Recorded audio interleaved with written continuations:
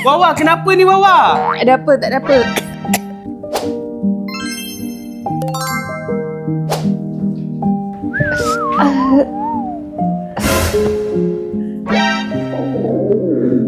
Wawa, Amal lapar lah. Lapar. Wawa, Amal lapar lah.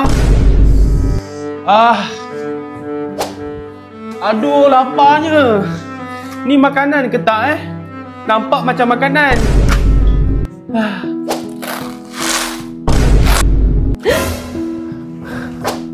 Iqmal, kau kenapa ni?